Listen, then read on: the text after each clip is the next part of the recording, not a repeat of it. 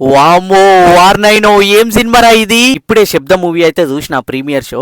So ఈ movie చూడాలనే interest ఎందుకు వచ్చిందంటే 14 years బ్యాక్ వైశాలి అని ఒక సినిమా వచ్చింది చూసిండ్రా. సో నెక్స్ట్ లెవెల్ ఉంటుంది కదా. సో చూడని వాళ్ళు ఉంటే చూడండి, నెక్స్ట్ లెవెల్ ఉంటుంది సినిమా మాత్రము. మామూలు సస్పెన్స్ కాదు, ఘోరంగా ఉంటుంది, థ్రిల్లింగ్ చిల్నెస్ వస్తుంది. సో అలాంటి కాంబినేషనే రిపీట్ అయింది. అదే డైరెక్టర్, అదే యాక్టర్ హీరోగా మళ్ళీ సస్పెన్స్ అండ్ థ్రిల్లర్ హారర్ జోనర్లో మనకి శబ్దం అనే మూవీ వచ్చింది. సో ఇది ఎలా ఉందో చూసేద్దాం. కథ విషయానికి వచ్చేసినట్లయితే ఒక కాలేజ్లో ఇద్దరు సూసైడ్ అయితే చేసుకుంటారు. సో వాళ్ళు ఎందుకు చేసుకున్నారు అని చెప్పేసి మన పారానార్మల్ ఇన్వెస్టిగేటర్ లెక్క ఆది నటించడం జరిగింది హీరో. సో ఆయన వచ్చి ఈ కేసుని తీసుకున్న టేకప్ చేసిన తర్వాత ఆయన ఫేస్ చేసిన కాన్సిక్వెన్సెస్ ఏంది, అసలు సాల్వ్ అయిందా లేదా, ఏం జరిగింది అనేది మీరు మూవీలో చూస్తారు. మూవీకి పెద్ద బిగ్గెస్ట్ పాజిటివ్ వచ్చేసి తమన్ మామూలుగా కొట్టలేడు సౌండ్.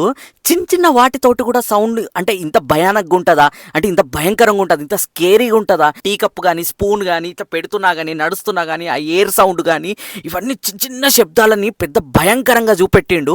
అది ఈ విధంగా కూడా అంటే బాలయ్యకి కొడతాడు ఆర్ఆర్ అనేది నెక్స్ట్ లెవెల్ ఉంటుంది.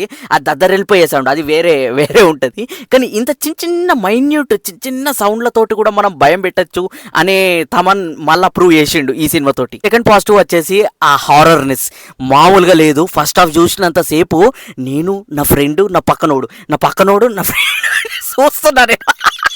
నాకు అర్థమైపోయింది ఫస్ట్ హాఫ్ మొత్తము మామూలుగా లేదు, నెక్స్ట్ లెవెల్ అనిపిస్తుంది. అంటే ఆ చిల్నెస్ ఇస్తుంది, ఆ జంప్ స్కేర్స్ కానీ ఆ చిన్న చిన్న సౌండ్లకి ఆ భయం, ఆ దడ మామూలుగా ఉండదు, ఆ హారర్ ఎలిమెంట్స్. సో అవన్నీ నేను బాగా ఆస్వాదిస్తున్నా. నా పక్కన చూసిన ఫస్ట్ టైం అనుకుంటా అది చేతి పడుకుతుంది. నా ఫ్రెండ్కి చూస్తూ ఏం సినిమాకు దాటుకొచ్చినవరా మామా.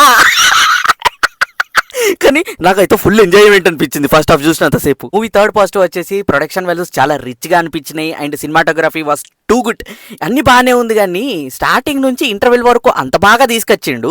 మరి సెకండ్ హాఫ్ ఎందుకు అది ట్రాక్ ఎటెటో పోతుంటా ఉంటుంది. మళ్ళీ స్టోరీ లైన్ చాలా బాగుంది. సో ఆ యూనిక్ పాయింట్ తోటి అయితే వచ్చిండు. బట్ ఎగ్జిక్యూషన్ ఎక్కడనో సెకండ్ హాఫ్లో ట్రాక్ తప్పింది అని అనిపించింది.